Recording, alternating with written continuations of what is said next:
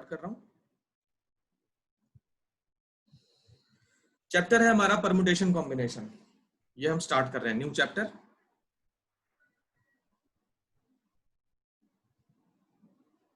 Permutation and combination. ये new chapter है, NCERT का चैप्टर 7 है ये। ओके, एनसीईआरटी चैप्टर 7 है ये, परमुटेशन कॉम्बिनेशन। और बहुत ही मजेदार चीज है, बहुत ही मजेदार चीज है ये। एक अकेला ऐसा चैप्टर है एनसीईआरटी का जिसमें शायद क्वेश्चन होंगे 5 से 6 लाइंस में और आंसर होगा 2 वर्ड्स में। ठीक है, तो इसमें लिखना बहुत पड़ेगा, ये ध्यान रखना। बड़े बड़े सेंटेंस लिखने पड़ेंगे, बहुत बड़े बड़े पैराग्राफ लिखने पड़ेंगे, बट जो उसका आंसर होगा ना, क्वेश्चन बहुत बड़े बड़े होंगे। 5 से 6 लाइन में क्वेश्चन होगा और वो 2 से 3 वर्ड में उसका आंसर आएगा। तो ऐसे काम हमको यहाँ पे करना है। चलो, इस टॉपिक पे क्या क्या है, इस एक्सरसाइज में, इस चैप्टर में क्या क्या पढ़ना है, क्या क्या चीजें हैं, वो समझ लेते हैं पहले हम लोग। तो जो परमुटेशन कॉम्बिनेशन का चैप्टर है ना, ये बेस्ड है एक ही थ्योरम पे। और वो थ्योरम क्या है? फंडामेंटल थ्योरम है काउंटिंग का, fundamental theorem of counting, fundamental theorem of counting. I hope कोई लिख नहीं रहा है, कॉपी करने का पूरा मौका मिलेगा, पहले समझ लो। फंडामेंटल थ्योरम ऑफ काउंटिंग पे ये पूरा चैप्टर बेस्ड है। परमुटेशन कॉम्बिनेशन पूरा चैप्टर सिर्फ एक ही प्रिंसिपल, एक ही थ्योरम पे बेस्ड है, और वो क्या है? Fundamental theorem of counting. Counting करने के 2 टेक्निक्स हैं, 2 मेथड्स हैं। ठीक है, काउंटिंग जो होती है वो 2 तरीके से होती है। एक होता है एडिशन और दूसरा होता है मल्टीप्लिकेशन। तो ये 2 सब पार्ट्स में डिविजिबल है।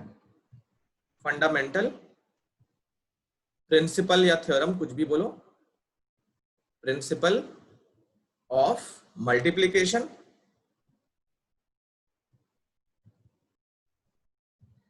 और सेकंड वाला है फंडामेंटल प्रिंसिपल ऑफ एडिशन। ठीक है, तो ये 2 तरीके से इस पे क्वेश्चंस आते हैं। 2 टेक्निक है, फंडामेंटल थ्योरम ऑफ मल्टीप्लिकेशन की और दूसरा एडिशन की। अब कौन सा कब यूज करते हैं और कैसे यूज करते हैं, मैं एक एग्जांपल लेता हूं। तो एग्जांपल में क्या कर रहे हैं हम लोग? एक इमेजिन करो, ये रूम है, ये एक रूम है, क्लासरूम है या कोई भी सिनेमा हॉल है, कुछ भी ले लो। इस रूम में एंटर करने के लिए कुछ दरवाजे हैं, कुछ डोर्स हैं एंटर करने के। तो इमेजिन करो 4 डोर्स हैं इसमें एंटर होने के।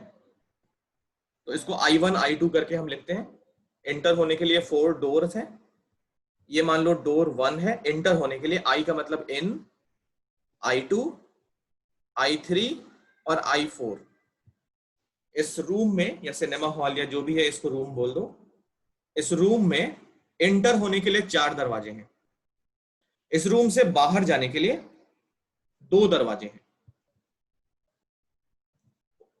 O1 O2। O मतलब आउट, ठीक है, I का मतलब है इन, O का मतलब है आउट। तो इस रूम में एंटर होने के लिए 4 दरवाजे हैं, बाहर निकलने के लिए 2 दरवाजे हैं। अब सवाल यह है कि कोई पर्सन है, जैसे मान लो मैं जाता हूं, तो मुझे क्या करना है? एंटर होना है और बाहर जाना है। ठीक है, एंटर होने के लिए मेरे पास कोई भी दरवाजे से एंटर हो जाऊं और बाहर निकलने के लिए कोई भी दरवाजे से बाहर हो जाऊं। कितने वेज हैं, कितने मेथड्स हैं, कितने तरीके हैं जिससे मैं इस रूम में एंटर कर सकता हूं और बाहर हो सकता हूं। ठीक है, तो ये मेरा क्वेश्चन है, एग्जांपल है, इसको हम सॉल्व करने की कोशिश करते हैं। सबसे पहले ये देखो कि एंटर होने के लिए कितने पॉसिबिलिटीज हैं, कितने वेज हैं। एंटर होने के लिए 4 दरवाजे हैं, तो एंटर होने के मेरे पास 4 ऑप्शंस हैं। ऑप्शन ज्यादा अच्छा है, 4 ऑप्शंस हैं मेरे पास एंटर होने के लिए। इन चारों में से कोई भी दरवाजे से घुस सकता हूं। अच्छा, आउट होने के लिए, बाहर होने के लिए मेरे पास 2 ऑप्शंस हैं, या तो O1 से निकल जाऊं या फिर O2 से निकल जाऊं। तो टोटल नंबर ऑफ वेज इस रूम में एंटर और आउट होने के लिए कितने होंगे, तो वो अगर हम कैलकुलेट करें, देखो पहला पॉसिबिलिटी ये है कि हम I1 डोर के थ्रू एंटर हो, I1 डोर के थ्रू एंटर हो और O1 डोर से बाहर निकल जाए। पहली ये पॉसिबिलिटी है। दूसरी पॉसिबिलिटी हम I1 से एंटर हो और O2 से बाहर निकल जाए। तीसरी पॉसिबिलिटी हम I2 से एंटर हो और O1 से बाहर निकल जाए। इस तरीके से हम दूसरे वाले से एंटर होके दूसरे वाले से बाहर निकल सकते हैं। फिर तीसरे वाले से एंटर करें और पहले वाले से बाहर निकल जाए, तीसरे वाले से एंटर करें और दूसरे वाले से बाहर निकल जाए, फिर चौथे वाले से एंटर करके पहले वाले से बाहर और चौथे वाले से एंटर करके दूसरे वाले से बाहर। और कोई पॉसिबिलिटी है इसमें? और कोई पॉसिबिलिटी है अभिनव?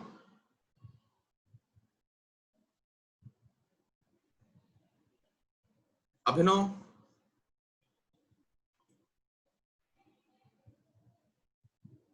अच्छा, उसका नेटवर्क वीक चल रहा है। गीतन?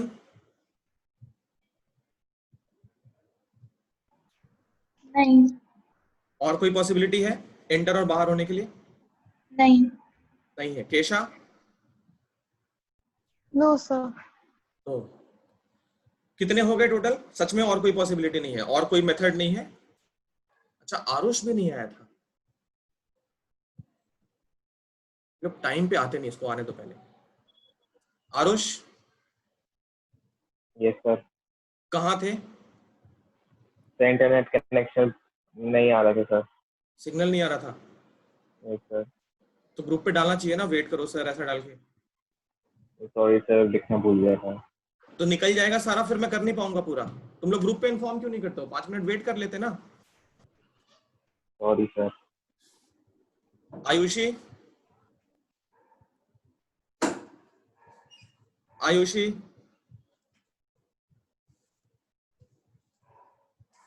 सर सर उसका मैसेज आया है कि उसके वहाँ पे नेटवर्क इशू है। हाँ मुझे भी किया उसने, बट अभी आ गई है आयुषी, अभी आ गई है।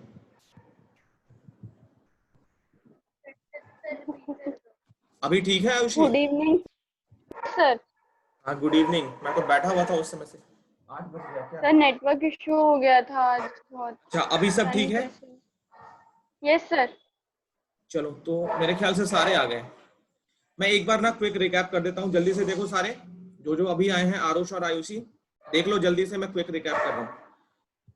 हम चैप्टर स्टार्ट कर रहे हैं, चैप्टर नंबर 7। तो ये परमुटेशन कॉम्बिनेशन इसका नाम है। पूरा जो चैप्टर है वो 2 ही टेक्निक पे बेस्ड है, फंडामेंटल प्रिंसिपल ऑफ मल्टीप्लिकेशन और फंडामेंटल प्रिंसिपल ऑफ एडिशन। तो ये काउंटिंग के अंदर आता है। काउंटिंग करने के 2 टेक्निक हैं, एक तो मल्टीप्लाई करके काउंट कर लो, दूसरा ऐड करके काउंट कर लो।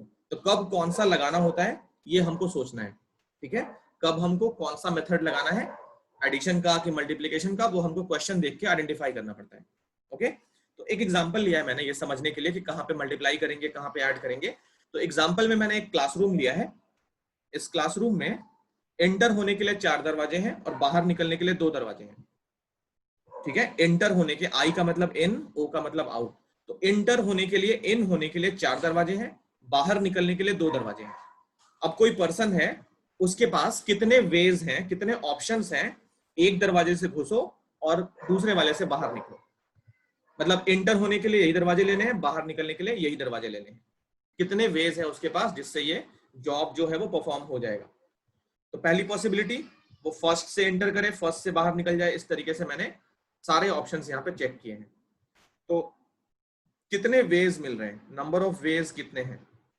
अगर इनको हम काउंट करें तो 1 2 3 4 5 6 7 8, टोटल 8 नंबर ऑफ वेज आ रहे हैं। तो अभिनव, आयुषी, अभी जो न्यू आए हैं, आरुष, और कोई तरीका है तो देख के बता दो। और कोई वे बच गया क्या? 4 है एंटर होने के, 2 है बाहर निकलने के। और कोई तरीका बचा है जिससे वो एंटर और आउट हो सकता है? No sir. ये तो बिल्कुल ऑब्वियस है कि 4 दरवाजे हैं अंदर होने के, 2 हैं बाहर होने के। तो नंबर ऑफ वेज कितने हो गए? 8। अब ये जो 8 है ना, वो कैसे आएगा?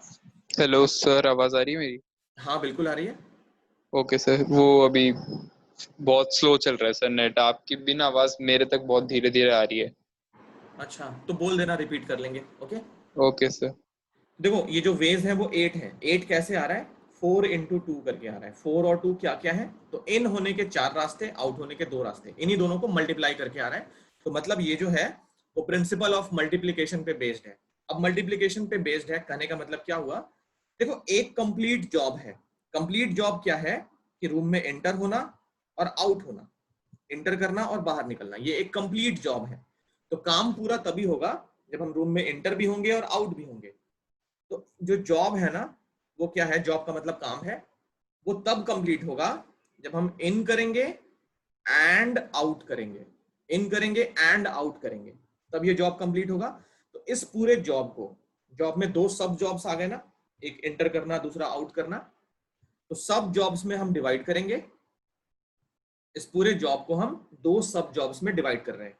पहला सब जॉब क्या है, एंटर करो, और दूसरा है बाहर निकलो।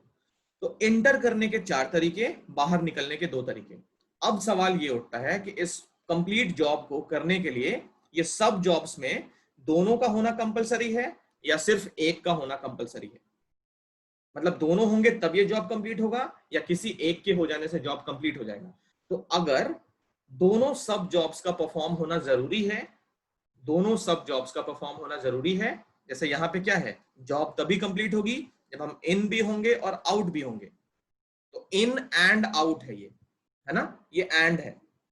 तो इस केस में हम यूज करते हैं प्रिंसिपल ऑफ मल्टीप्लीकेशन, जहां पे सारे के सारे सब जॉब्स का कंप्लीट होना जरूरी है। एक ऐसा भी तरीका आता है जिसमें हम सब जॉब्स बनाते हैं, कोई भी एक जॉब कर लो तो वो पूरा जॉब कंप्लीट हो जाता है। इसका भी एग्जांपल हम देखेंगे थोड़ी देर में। तो ये मल्टीप्लीकेशन का है। तो जब कभी भी मल्टीप्लीकेशन करना हो, वहां पे क्या समझ में आना चाहिए कि जितने भी सब जॉब्स बने हैं वो सारे के सारे जॉब्स फुलफिल होने जरूरी हैं कंप्लीट जॉब को करने के लिए। तो उस केस में जो सब जॉब करने के वे हैं उनको हम मल्टीप्लाई कर लेते हैं। सबको क्लियर हो रहा है? Yes sir. तो अभी ना यस इसको सर। कॉपी करना है, ये जॉब और सब जॉब कॉपी नहीं करना है, ये मैं लिखवाऊंगा थोड़ी देर के बाद। पहले बोर्ड पे जितना है ये सब लिख लो।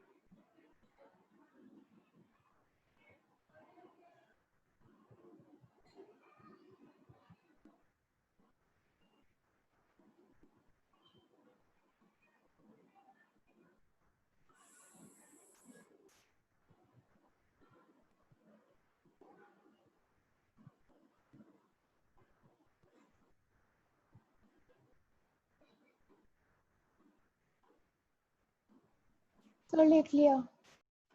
सबका हो गया? Yes yes sir. Sir, done. Yes sir, done.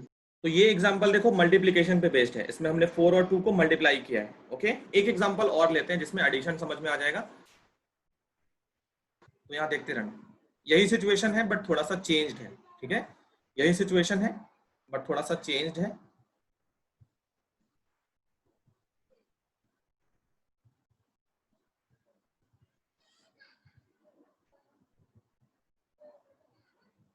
देखो यही फील्ड है या क्लासरूम है, जो भी है, यही क्लासरूम है, बट इस बार सिचुएशन थोड़ा सा चेंज्ड है। एक डायरेक्शन में एग्जांपल ले रहा हूं, ठीक है। तो ये मान लो नॉर्थ डायरेक्शन है। अच्छा, ऐसे हम एरो बनाते हैं ना, डायरेक्शन का एरो बनाते हैं, नॉर्थ, ईस्ट, वेस्ट, साउथ। ये नॉर्थ है, नॉर्थ के अपोजिट क्या होता है? साउथ, ईस्ट और वेस्ट, ऐसे होता है ना। तो ये मान लो एक बड़ा सा फील्ड है, ग्राउंड है कोई भी, इस साइड में, नॉर्थ ईस्ट की साइड में, ये ईस्ट की साइड है, ऊपर वाला नॉर्थ है, ये वाला वेस्ट है और ये वाला साउथ है। तो इस फील्ड में एंटर होने के लिए कुछ गेट्स लगे हैं, जैसे स्टेडियम होता है ना, तो north gate, east gate, south gate ऐसे लगता है। तो नॉर्थ की साइड मान लो एंटर होने के लिए, नॉर्थ की साइड एंटर होने के लिए N1, N2 और N3 तीन गेट्स हैं नॉर्थ की साइड में। ईस्ट की साइड में मान लो दो गेट्स हैं, E1 और ये है E2। साउथ की साइड में एंटर होने के लिए मान लो तीन गेट्स हैं, S1, S2 और ये S3। वेस्ट की साइड से एंटर होने के लिए W1, W2, दो गेट हैं वेस्ट की साइड में। अब इस फील्ड में या स्टेडियम में एंटर होने के कितने रास्ते हैं? मैं अगर एंटर होना चाहता हूं तो मेरे पास कितने वेज हैं? अब यहाँ पे बहुत ही ऑब्वियस सी बात मैं बता रहा हूं। देखो, इस रूम में एंटर होने के लिए, स्टेडियम में एंटर होने के लिए कोई भी एक गेट सफिशियंट है, कोई भी एक गेट सफिशियंट है। इसमें हमको ऐसा नहीं है कि सारे गेट से एंटर करना पड़ेगा। जितने भी सब जॉब्स हम बनाएंगे, जैसे पहला सब जॉब हमने बना लिया, वेस्ट की साइड में, नॉर्थ की साइड में कितने गेट हैं? तो नॉर्थ की साइड में 3 गेट्स हैं, ईस्ट की साइड में 2 गेट्स हैं, साउथ की साइड में 3 गेट्स हैं और वेस्ट की साइड में 2 गेट्स हैं। तो अगर इस रूम में हमको एंटर होना है तो सारे जॉब्स का फुलफिल होना जरूरी नहीं है, सारे जॉब्स का फुलफिल होना जरूरी नहीं है। किसी भी एक गेट से एंटर कर जाओ, हम आ गए रूम में, जॉब कंप्लीट हो गया। तो भले हमने इसको 4 सब जॉब्स में डिवाइड किया, ठीक है, लेकिन सारे जॉब्स का, सब जॉब्स का पूरा होना जरूरी नहीं है। एंटर करने के लिए कोई भी एक जॉब सफिशिएंट है पूरा काम खत्म करने के लिए। या तो हम वेस्ट की तरफ से घुस जाएं, या तो हम ईस्ट की तरफ से, साउथ की तरफ से, या इधर से घुस जाएं, कहीं से भी घुस सकते हैं रूम में, स्टेडियम में। तो इनके सब जॉब्स कितने कितने हैं? इधर से आने के 3 है, इधर से आने के 2, 3, 3 ऐसे करके है। तो नंबर ऑफ वेज स्टेडियम में एंटर होने के लिए कितने वेज हैं? तो यहां से देखो 3 है, यहां से कितने हैं? 2 है। इधर से लिखता हूं, इधर अट नहीं पाएगा, तो नंबर ऑफ वेज मैं इधर लिखता हूं और ग्रीन से लिखता हूं। यहां देखो, number of ways to enter in this stadium, it will be 3, उधर से है 2, फिर 2 और 3। अब मुझे ये बताओ, इनको मल्टीप्लाई करना चाहिए या ऐड करना चाहिए?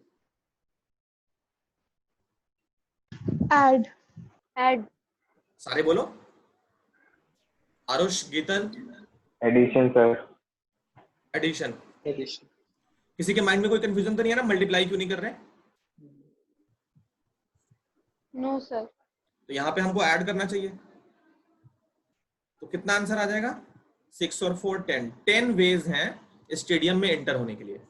10 वेज हैं, 10 तरीके हैं, 10 ऑप्शंस हैं किसी भी पर्सन के पास स्टेडियम में एंटर होने के लिए। तो यहाँ पे हमने जितने भी सब जॉब्स बनाए हैं उनको क्या किया है? ऐड किया है। तो ये जो मेथड है वो प्रिंसिपल ऑफ एडिशन है और पीछे वाला प्रिंसिपल ऑफ मल्टीप्लीकेशन है। तो क्या सीखने को मिल रहा है? इसका कंक्लूजन क्या है? तो कंक्लूजन समझाने से पहले ये बोर्ड पे अभी जितना है, ऊपर वाला तो लिख लिए होगे, ये वाला, ये तो लिख लिए हो। ये फिगर बनाओ और लेफ्ट साइड में ये नंबर ऑफ वेज है, ये दोनों लिख लो जल्दी से।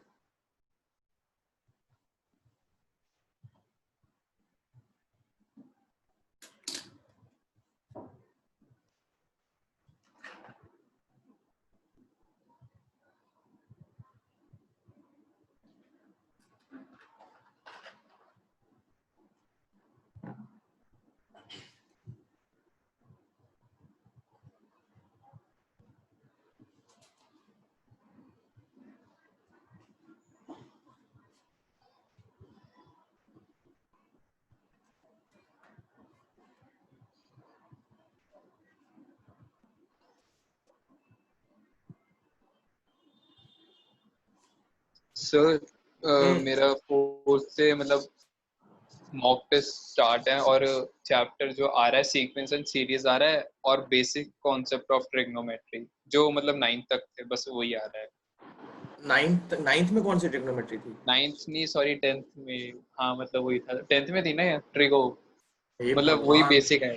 अरे मतलब 10th पढ़ा है वो तो याद है, मैंने ही कॉन्सेप्ट पढ़ाया था याद है। 10th में तुमको, और ये हाल है। हाँ जी सर, याद है याद है याद है।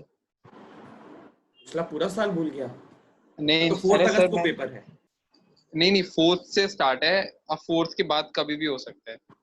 तो टॉपिक है सीक्वेंस सीरीज हाँ और और बेसिक बेसिक ट्रिगो। कॉन्सेप्ट, हाँ बेसिक ट्रिगो, हाँ तो ठीक है, पूरा कर लिया हमने। यस। ऑल तो द वो ये बेस्ट। पूछ रहा था कि डाउट वगैरह पूछने के लिए नॉर्मल क्लास में पूछूं ना आपसे? हाँ हाँ बिल्कुल सर बिल्कुल, मेरे से ना पहले एक काम करना, ग्रुप पे मुझे, या ग्रुप पे क्वेश्चन अपने पोस्ट करना, क्या पता बाकी सारे पे रिप्लाई कर पाए। Okay sir. ये मैंने पहले भी बोल रखा है तुम लोगों को, जो ग्रुप है मेरा, मतलब हमारा जो ग्रुप है, मेरा नहीं है, तो उस पे जो भी डाउट है, जो भी क्वेश्चन है, उसकी फोटो लेके डाला करो, बाकी सारे भी उसको सॉल्व करो। जरूरी नहीं है जिसको किसी ने आता होगा पोस्ट वो किया तो पहले मैं कर ही, दे। हाँ और क्या, जरूरी नहीं है कि किसी ने पोस्ट किया तो मैं ही सॉल्व करूंगा, मेरा वेट करना है, नहीं आता है तो सॉल्व करके पोस्ट करो। तो ठीक है, मैं टाइम अरेंज करता हूँ डाउट्स के लिए, पहले अपने डाउट्स रेडी कर लो, फिर एक बार कभी मिलते हैं।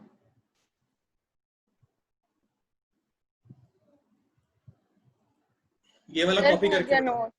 अच्छा, सबका हो गया? Yes yes sir. सर।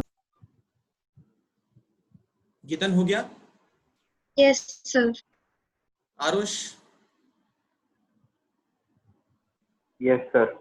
हाँ, ऐसे ही सारे टाइमली रिप्लाई करना। जो भी टाइमली रिप्लाई नहीं करेगा उसको बोलूंगा वीडियो ऑन करने के लिए, क्योंकि टाइमली रिप्लाई नहीं करने का मतलब या तो यहाँ नहीं बैठे हो, कहीं और चले गए हो, या फिर ध्यान नहीं है।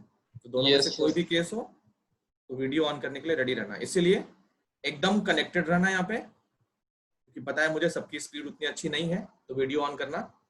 ठीक है, आराम से बैठो, कोई टेंशन नहीं है। कोई कहाँ कैसे बैठा होगा, कोई कैसा इन्वायरमेंट है, तो जरूरी नहीं है वीडियो ऑन करना, ठीक है, लेकिन बस ध्यान यहाँ होना चाहिए, क्योंकि अब बड़े हो तो मैं छड़ी लेके पीछे नहीं घूमूंगा। अपनी खुद की परवाह होनी चाहिए कि मैं टाइम एक भी सेकंड वेस्ट ना करूं। अब देखो, इनको अगर सम करें, हम सम करें मतलब इन दोनों का कंक्लूजन अगर हम ढूंढें, तो मल्टीप्लीकेशन में क्या सीखा है, मान लो कोई बड़ा सा काम है, मल्टीप्लीकेशन में कोई बड़ा सा काम है, ठीक है, कोई बहुत बड़ा सा जॉब है, वो जॉब कंप्लीट करने के लिए हमने सब जॉब्स बना रखे हैं। तो पहला सब जॉब परफॉर्म करने का एम वेज है, एक फॉर्मूला बनाने जा रहे हैं, ठीक है, समझो अच्छे से। कोई बहुत बड़ा सा जॉब है, उसको कंप्लीट करने के लिए हमने बहुत सारे सब जॉब्स बना रखे हैं, बहुत सारे सब जॉब्स बना रखे हैं। तो पहले सब जॉब को कंप्लीट करने के लिए एम वेज है, दूसरे को कंप्लीट करने के लिए एन वेज है, और तीसरे को कंप्लीट करने के लिए पी वेज है।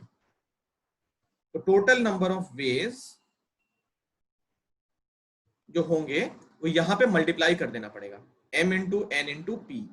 ये हो जाएगा principle of addition, sorry multiplication.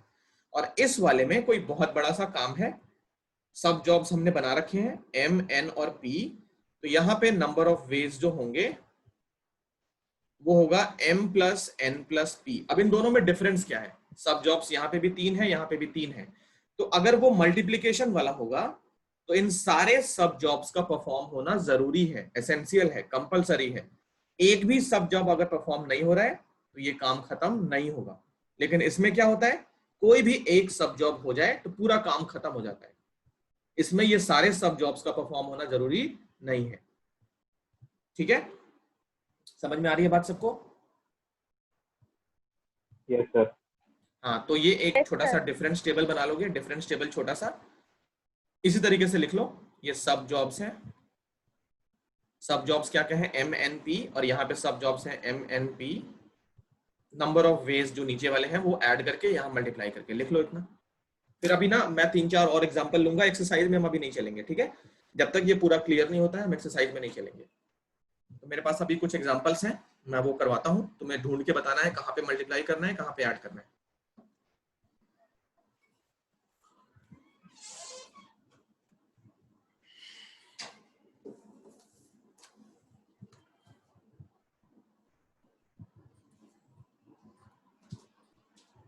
ये बहुत इंटरेस्टिंग है, बहुत सिंपल सा चैप्टर है, ठीक है। तो बड़े बड़े क्वेश्चन आंसर हो गए 2 वर्ड्स में, 2 या 3 वर्ड्स मैक्सिमम, और उतना लिखने के लिए फुल मार्क्स मिलेंगे। क्यों मिलेंगे? क्योंकि वो 2 वर्ड्स लिखने के लिए हम एक्सप्लेनेशन भी लिखेंगे। ये ध्यान रखना, ये नहीं कि बड़ा सा क्वेश्चन 2 वर्ड में लिख के चले आएंगे तो नंबर कट जाएगा। तो 2 वर्ड के लिए हम एक्सप्लेनेशन भी डालेंगे। जैसे प्रोबेबिलिटी याद है 10th क्लास की? Yes sir. प्रोबेबिलिटी में भी बड़े बड़े क्वेश्चन आंसर 2 वर्ड में होता था, 7/10। लेकिन मैंने क्या बताया था, पहले इवेंट को डिफाइन करो, फेवरेबल आउटकम्स निकालो, सैंपल स्पेस बनाओ, फिर फॉर्मूला लिखो। इस तरीके से चीजों को फैलाने आना चाहिए, वरना वही है, तुमको 4 मार्क्स के क्वेश्चन में अगर 1 मार्क्स से तुम्हारा पेट भर जाता है तो ठीक है, मेरा तो नहीं भरता है। चलें आगे। Yes yes sir. अपने Yes, यहाँ sir. तक लिख लिया है? यस सर हो गया। कोई दिक्कत आएगी तो पूछ लेना। चलो अब एक छोटी सी हेडिंग बनाएंगे, हम कुछ एक्स्ट्रा क्वेश्चंस करते हैं, फिर चलेंगे एक्सरसाइज पे। एक्सरसाइज पे शायद हम आज ना जा पाए। क्वेश्चन नंबर 1 समझोगे बस, ठीक है, क्योंकि बहुत बड़ा बड़ा पैराग्राफ लिखूंगा मैं और तुम्हें बस आइडेंटिफाई करके बताना है कहाँ पे ऐड करना है, कहाँ पे मल्टीप्लाई करना है। 2 ही चीजें करनी है हमको। प्रिंसिपल ऑफ काउंटिंग सीख रहे हैं। काउंटिंग के 2 तरीके हैं, एक तो मल्टीप्लाई करके काउंट करो, दूसरा ऐड करके काउंट करो। तो पहला क्वेश्चन मैं लिख रहा हूं, देखो अच्छे से। इन अ क्लास, समझना अच्छे से। इन अ क्लास, मेरा क्वेश्चन खत्म होते ही तुमको आंसर मिल जाना चाहिए। In a class there are 10 boys and 8 girls। उस क्लासरूम में 10 बॉयज हैं, 8 गर्ल्स हैं। The teacher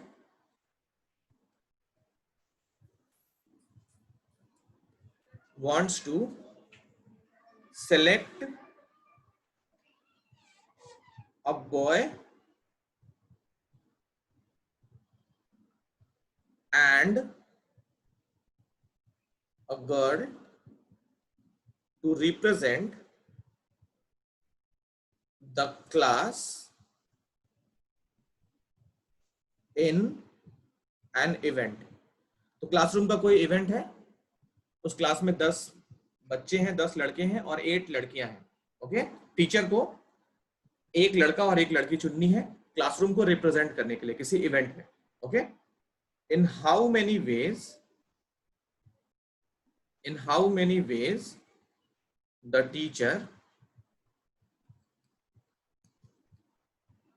can make this selection.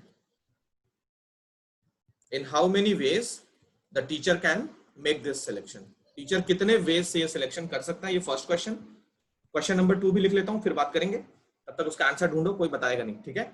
Same question है। In a class there are 10 boys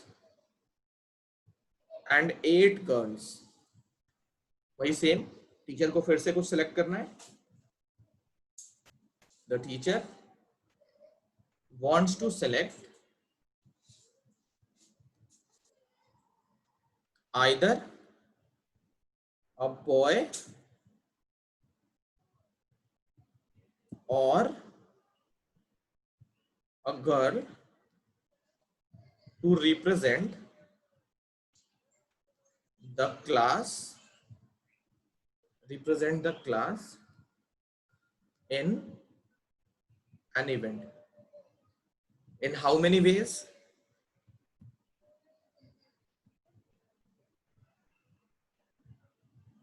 The teacher can make this selection। कितने veg हैं teacher के पास ये selection perform करने के लिए। तो ये 2 क्वेश्चन है, दोनों से सब क्लियर हो जाएगा। तो आई होप सबको आंसर मिल गया होगा।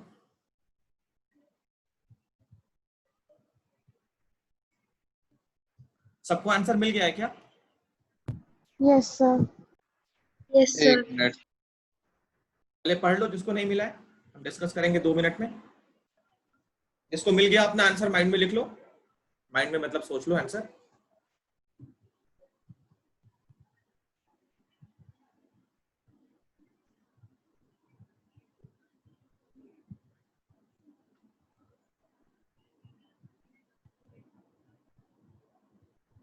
चलो time up. Aarush, yes sir. क्या सोचे हो दोनों के बारे में? सर फर्स्ट वाला सर मल्टीप्लिकेशन होएगा। फर्स्ट वाला मल्टीप्लिकेशन होगा, यस सर। अच्छा, क्यों मल्टीप्लीकेशन होगा वो समझ लेते हैं हम लोग। सही बोल रहे हैं आरुष, बिल्कुल सही है। देखो, ये जो पूरा जॉब है ना, कंप्लीट जॉब है, उसको दो सब जॉब्स में डिवाइड करो। तो पहले जॉब को देखो, टीचर को क्या करना है, एक बॉय को चुनना है, एक गर्ल को चुनना है। तो बॉयज कितने हैं, बॉयज हैं 10 और गर्ल्स कितने हैं 8। तो जो सिलेक्शन है, सिलेक्शन मतलब एक बॉय और एक गर्ल चुनना है, तो ये सिलेक्शन हमने दो सब जॉब्स में डिवाइड कर लिया। पहले बॉयज में से चुन लो, फिर गर्ल्स में से चुन लो। तो इस वाले में क्या है कि दोनों को चुनना है, दोनों सब जॉब्स परफॉर्म होने हैं। क्लास को रिप्रेजेंट करने के लिए एक लड़का चाहिए, एक लड़की चाहिए। तो यहाँ पे एंड मैंने इसीलिए कलर चेंज करके लिखा है। तो एंड जहां पे भी आएगा वो प्रिंसिपल ऑफ मल्टीप्लीकेशन होगा।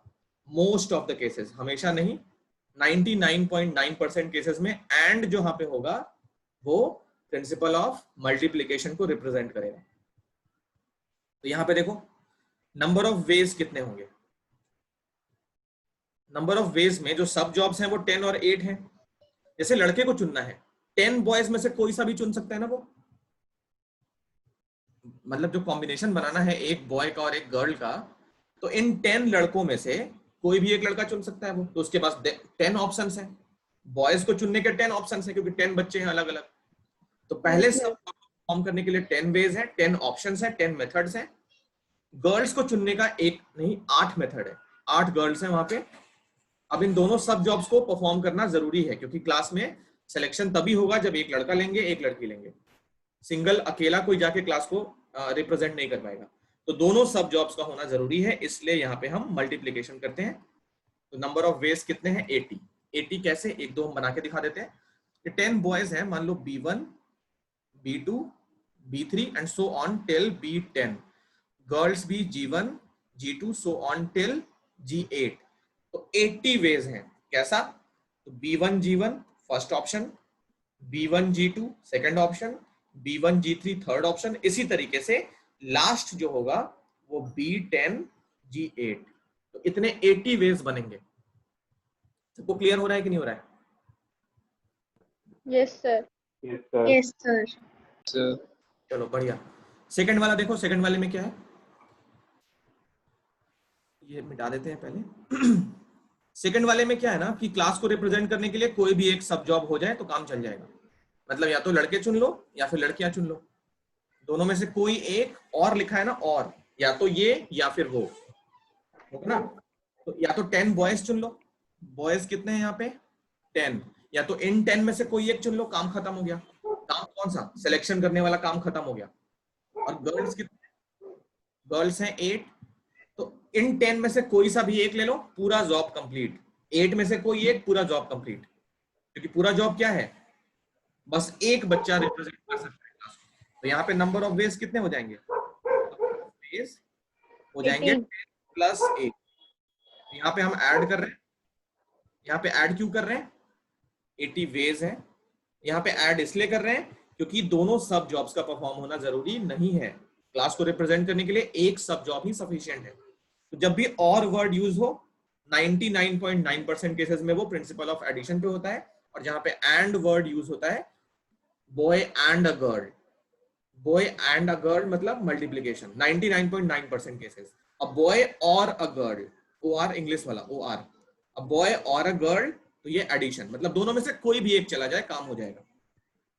तो ये वाला एडिशन है, ये वाला मल्टीप्लीकेशन है। सबको क्लियर। यस। चलो इन दोनों क्वेश्चंस को लिख लो, और इसमें भी कोई भी आलसीपना मत दिखाना। जब मैं लिख रहा हूं इतने बड़े बड़े क्वेश्चन, तुम्हें भी लिखना है, ठीक है। तो आलसीपना दिखाओगे, पूरा चैप्टर बाद में तुम्हारे लिए मिस्ट्री हो जाएगा। तो आलसीपना मत दिखाओ, ये पूरा का पूरा लिखो, पूरा क्वेश्चन। कोई भी शॉर्ट हैंड टाइपिंग नहीं करेगा, कंप्लीट क्वेश्चन लिखो, क्योंकि लैंग्वेज ही ट्विस्ट करती है, ठीक है। तो शॉर्ट हैंड टाइपिंग जैसे होती है ना, 10 बॉयज हैं 8 गर्ल्स हैं, थोड़ा थोड़ा लिख लिया, डेटा कलेक्ट कर लिया, लैंग्वेज में घूम के रह जाओगे। तो पूरा पूरा क्वेश्चन लिखो, और ये आंसर 2 लाइन का, ये पूरा क्वेश्चन आंसर 2 लाइन का, यहां तक लिख के बता दोगे।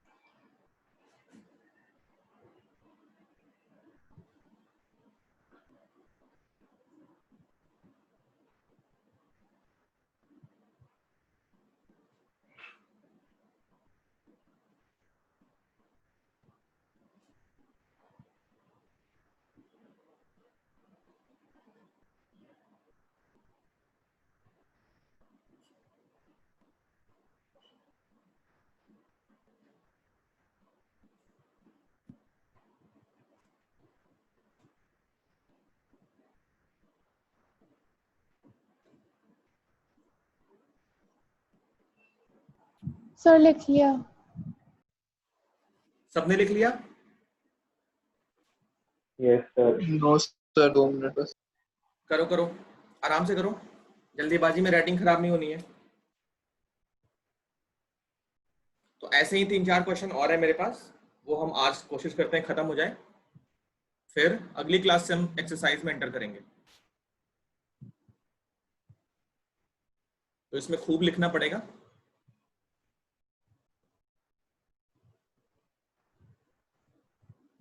सर हो ठीक है,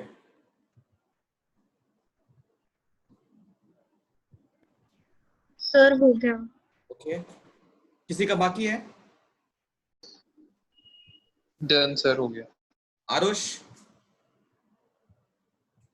यस सर, डन। चलो, तो कुछ और क्वेश्चन है। Question number 3, find the number of 4-letter words,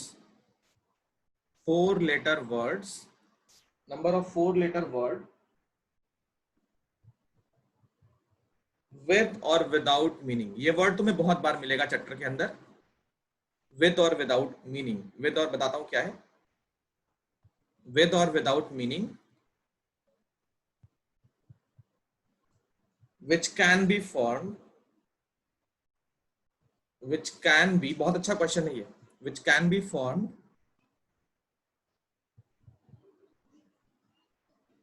out of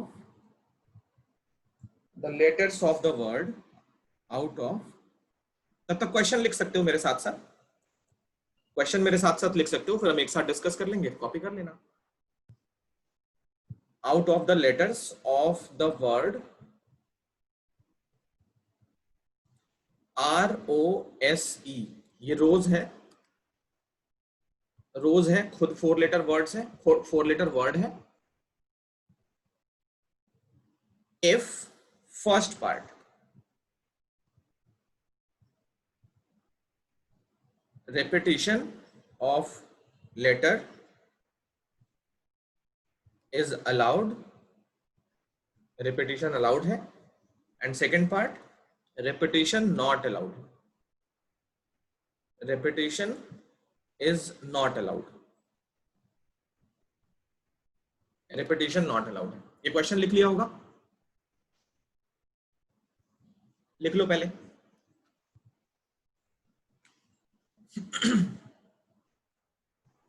sir लिख लिया। okay. सर हो गया, लिख लिया। चलो सॉल्व करें। अभिनव रेडी? हो गया। हाँ सर, बस हाँ हो गया। चलो यहाँ देखो, ये क्वेश्चन बहुत अच्छा है। रिपीटिशन का मतलब क्या होता है? आई थिंक सबको पता है, एक वर्ड 2 बार नहीं आना चाहिए। तो पहले में रिपीटिशन अलाउड है, दूसरे में रिपीटिशन अलाउड नहीं है। Find the number of 4 letter words with और विदाउट मीनिंग। इस वर्ड को समझ लो पहले, विद और विदाउट मीनिंग का क्या मतलब है। जैसे मान लो रोज, तुमने एक वर्ड है, इसका मतलब होता है, इसका मीनिंग निकलता है, रोज का मीनिंग होता है गुलाब होता है इसका मतलब, बट OSRE इस वर्ड का कोई मीनिंग नहीं है। तो चाहे वो मीनिंग निकले चाहे मीनिंग ना निकले, तुम्हें बना देना है बस। वर्ड्स को आगे पीछे करके कितने ऑप्शंस हैं वो ढूंढना है हमको। उस वर्ड का मीनिंग निकलता हो तो भी लिखोगे, नहीं निकलता हो तो भी लिखोगे। तो विद और विदाउट मीनिंग हमको बहुत बार मिलेगा चैप्टर के अंदर। तो क्वेश्चन क्या है? Find the number of 4 letter words. 4 letter words हमको बनाने हैं विद और without meaning, which can be formed out of the letters of the word rose. तो रोज खुद एक 4 लेटर वर्ड है, इससे हम 4 लेटर के और कितने वर्ड्स बना सकते हैं बिना मीनिंग के या मीनिंग के। पहला case, repetition of letters is allowed. Repeat कर सकते हो, मतलब आर आर आर आर, ये भी अलाउड है। हम चारों वर्ड्स जो है वो आर से ही बना लें, चारों वर्ड्स हम ओ से बना लें, ये भी अलाउड है। हम 2 वर्ड्स आर से बनाएं, 2 वर्ड्स ओ से बनाएं, ये भी अलाउड है। सारे अलाउड है, समझ रहे हो, ये सारे अलाउड हैं। दूसरे वाले में क्या है? कोई भी वर्ड रिपीट नहीं होना चाहिए। तो यहाँ पे अगर आर लिख दिया, यहाँ पे ओ, यहाँ पे एस, ये ई, तो ये करेक्ट है। यहाँ पे अगर आर लिख दिया, यहाँ पे अगर ई लिख दिया, यहाँ पे एस लिख दिया, यहाँ पे ओ, ये करेक्ट है। ROSE सारे वर्ड्स एक ही बार आ रहे हैं। तो ये है इस क्वेश्चन में डिफरेंस दोनों पार्ट्स में। अब इनको सॉल्व कैसे करेंगे? तो बहुत ही अच्छा क्वेश्चन है ये, देखो प्रैक्टिस के लिए बहुत ही अच्छा है। बस मेरी बात समझ में आ जाएगी तो तुमसे कितने क्वेश्चन न जाने खुद से सॉल्व हो जाएंगे। अभी का बस ये 2 डिस्कशन अगर समझ में आ गया तो चलो देखो। तो 4 लेटर वर्ड्स हैं। पहला पार्ट ये है कि हमको 4 लेटर्स फिल करने हैं। तो 4 वैकेंट स्पेस है हमारे पास, ये 4 वैकेंट स्पेस है। इन चारों स्पेसेस पे हमको 4 वर्ड्स फिट करने हैं। वो 4 क्या क्या हो सकते हैं वो देखो। चलो, तो जो पहला वर्ड है, यहाँ पे जो पहला वैकेंट स्पेस है ये वाला, ये दूसरा है, ये तीसरा है और ये चौथा है। तो फर्स्ट स्पेस को, ये फर्स्ट है, इसको फिल करने के कितने ऑप्शंस हैं हमारे पास? वर्ड है ROSE। इन चारों में से कोई सा भी यहां पे डाल सकते हो, यस और नो? Yes sir. तो इस फर्स्ट बॉक्स को फिल करने के हमारे पास 4 ऑप्शंस हैं। सबको क्लियर हो रहा है? आर भी डाल सकते हैं, ओ भी डाल सकते हैं, एस भी डाल सकते हैं और ई भी डाल सकते हैं। तो फर्स्ट बॉक्स को फिल करने के लिए हम 4 लेटर के वर्ड्स बना रहे हैं। तो फर्स्ट लेटर फिल करने के लिए हमारे पास 4 ऑप्शंस हैं। आर भी हो सकता है, ओ भी हो सकता है, एस भी हो सकता है, ई भी हो सकता है। तो फर्स्ट बॉक्स को फिल करने के 4 ऑप्शंस। सेकेंड लेटर को, सेकेंड वर्ड को फिल करने के कितने ऑप्शंस हैं? सर 4। 4 ही है, क्योंकि आर रिपीट भी हो सकता है। थर्ड को फिल करने के 4 4, क्योंकि यहाँ पे सब रिपीट हो सकता है, यहाँ पे भी 4।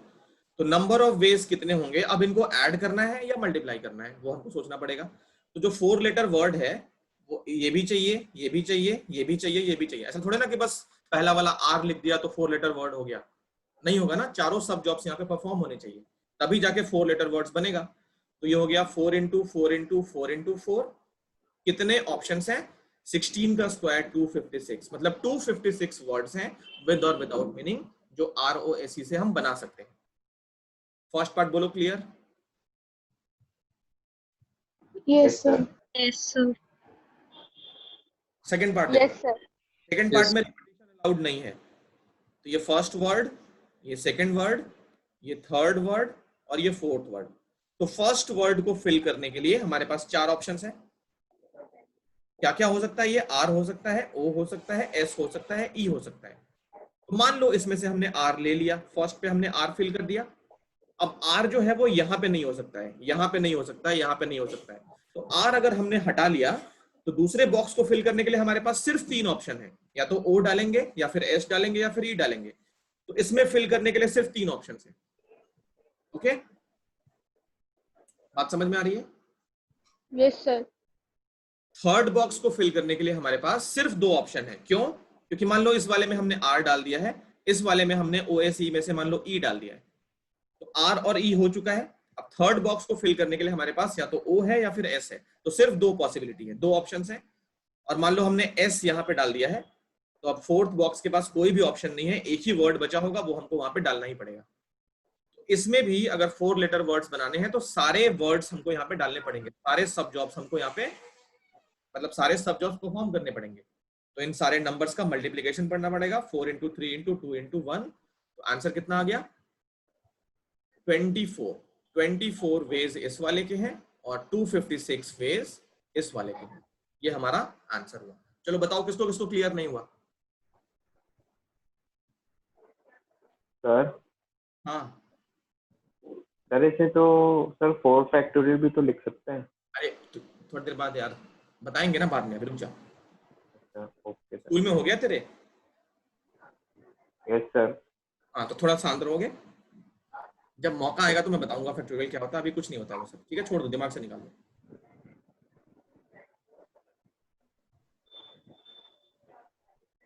चलो और कोई कंसर्न, और किसी को दिक्कत कोई भी? No sir. No sir. ठीक है, कॉपी करो। कुछ और क्वेश्चन करते हैं हम लोग।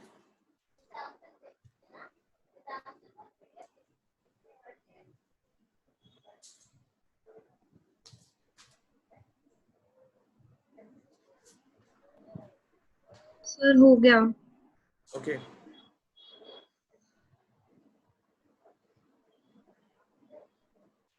Done sir. तब तक फोर्थ क्वेश्चन लिखो मेरे साथ साथ। हो गया सर। इसका हो गया सर, वो हो फोर्थ गया। क्वेश्चन?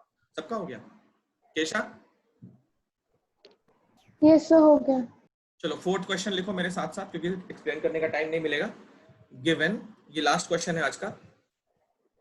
4 फ्लैग्स, फ्लैग वाले क्वेश्चन बहुत आते हैं, ठीक है? 4 flags of different colours, different colours, 4 flags हैं डिफरेंट कलर्स के, डिफरेंट कलर्स के। How many different signals, how many different signals can be generated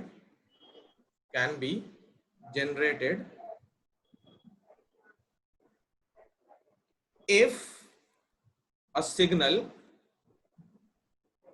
requires the use of 2 colors, flag, one below the other, one below the other। तो ये question है। Given 4 flags of different colors, how many different signals can be generated if a signal requires the use of 2 color flag, one below the other? ये है question. करें solve? I hope सबने लिख लिया होगा। Yes sir. Yes sir. चलो इसको solve करते हैं।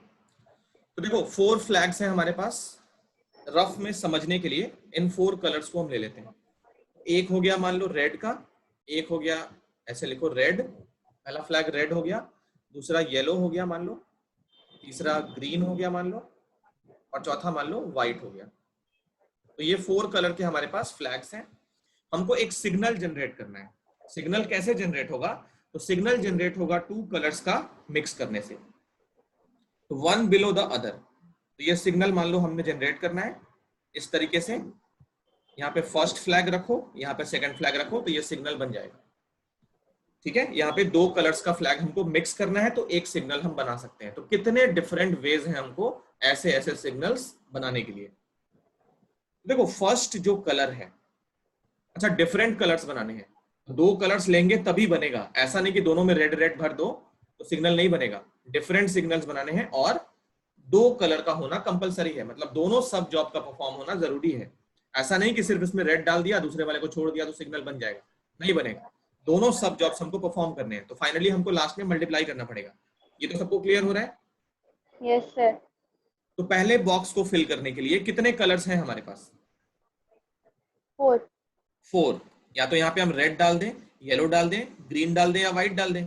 तो मान लो हमने इसमें से येलो पहले वाले में डाल दिया, अब दूसरे वाले में फिल करने के लिए कितने ऑप्शन हैं? 3। 4 और 3 है, तो नंबर ऑफ वेज दोनों सब जॉब्स परफॉर्म होना जरूरी है, तभी जाके हमारा पूरा काम खत्म होगा। पूरा काम क्या है? सिग्नल जनरेट करना। तो इसके 12 वेज हैं, 12 वेज हैं ये काम हमको कंप्लीट करने का। सबको clear? Yes sir. Yes sir. इसको लिख लो, जल्दी खत्म हो गया तो एक क्वेश्चन और ले लेते हैं हम लोग।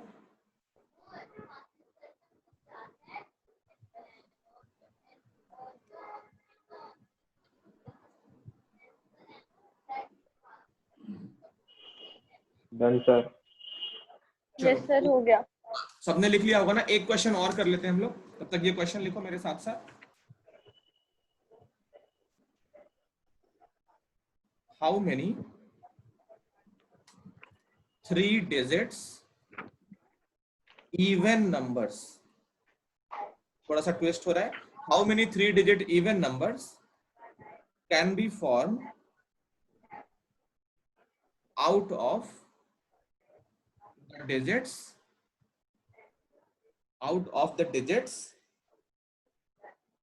1, 2, 3, 4, 5 and 6 if repetition of digits is allowed। Repetition allowed है, ये बहुत अच्छा क्वेश्चन है। 3 डिजिट का नंबर हमको फॉर्म करना है, रेपिटेशन ऑफ डिजिट अलाउड है, बट एक कंडीशन लगा दी है कि नंबर कैसा होना चाहिए? इवन होना चाहिए। हाँ, तो ये बहुत अच्छा क्वेश्चन है और मजा आएगा इसमें। देखो 3 डिजिट का नंबर बनाना है और डिजिट्स क्या क्या है हमारे पास? 1 से लेकर 6 तक। तो जो डिजिट्स हैं वो है 1, 2, 3, 4, 5 और 6। ये 6 डिजिट्स हैं। हमको 3 डिजिट का नंबर बनाना है। ये फर्स्ट डिजिट, ये सेकंड डिजिट और ये 3 डिजिट। देखो जहां पे कंडीशन लगी है ना वो पहले हम चेक करेंगे। तो थर्ड डिजिट पे कंडीशन लगी है, मतलब जो यूनिट प्लेस की डिजिट है इसको क्या बोलते हो? Unit place digit. ये टेंस प्लेस की डिजिट और ये थाउजेंड्स प्लेस की डिजिट, ऐसे बोलते हो। तो अगर ये नंबर को इवन होना है, अगर ये नंबर इवन होगा, पहले दोनों डिजिट कुछ भी हो, लास्ट के प्लेस पे यूनिट प्लेस पे इवन तभी होगा जब 0 आएगा, 2 आएगा, 4, 6 और 8। अगर यूनिट प्लेस पे 5 आ जाए तो इवन तो कभी नहीं होगा ना। तो इसने कंडीशन लगा दी थर्ड वाले बॉक्स पे, लास्ट वाले बॉक्स पे कंडीशन लगा दी कि ये इवन होना चाहिए। तो सबसे पहले हम इस बॉक्स को चेक करेंगे। इस बॉक्स पे कितनी पॉसिबिलिटी है? जितने गिवन नंबर्स हैं, जितने हमारे पास नंबर गिवन है, उनमें से इवन तभी होगा जब 2 हो लास्ट पे, या 4 हो लास्ट पे, या 6 हो लास्ट पे। तो थर्ड बॉक्स को फिल करने के 3 पॉसिबिलिटीज। सबको क्लियर हो रहा है? Yes sir. थर्ड बॉक्स के पास 3 पॉसिबिलिटीज हैं, या तो 2 होगा, या 4 होगा, या 6 होगा। 5, 3, 1 में से कुछ भी हो जाए तो नंबर इवन ही नहीं होगा। तो ये फर्स्ट बॉक्स फिल हो गया, लास्ट बॉक्स इनफैक्ट फिल हो गया। फर्स्ट बॉक्स को फिल करने के कितने ऑप्शंस हैं बताओ? रिपीटेशन अलाउड है, टेंशन मत लो। 6, वेरी गुड, 6। दूसरे बॉक्स को फिल करने के 6। तो अगर 3 डिजिट नंबर बनाना है, ये तीनों में डालने पड़ेंगे ना। तो नंबर ऑफ वेज कितने हो गए? नंबर ऑफ वेज हो गए 6 इंटू 3। ऐड तो नहीं करोगे ना इनको, इनको मल्टीप्लाई करके 36 3 108। तो इतने वेज हैं ये क्वेश्चन, मतलब ये नंबर बनाने के 108 वेज हैं नंबर बनाने के। सबको समझ में आ गया? सर हाँ सर, हमने थर्ड मतलब यूनिट प्लेस पे ही क्यों हमने इवन नंबर डाला? इवन नंबर, क्योंकि नंबर इवन बनाना है ना। इवन नंबर कैसे बनेगा? यूनिट नहीं प्लेस पे सर, हम इस पे भी तो डाल सकते हैं, 10s और 100 पे इवन अच्छा। नंबर तब। अच्छा ओके ओके। तो 287 ये दोनों इवन है, नंबर इवन है क्या? No sir. तो इस पे क्या मतलब होगा? वो डिसाइड करेगा इवन की ऑड। इवन या ऑड तो यूनिट प्लेस डिसाइड करता है, ठीक है? Yes sir. हाँ लिखो लिखो, जल्दी लिखो।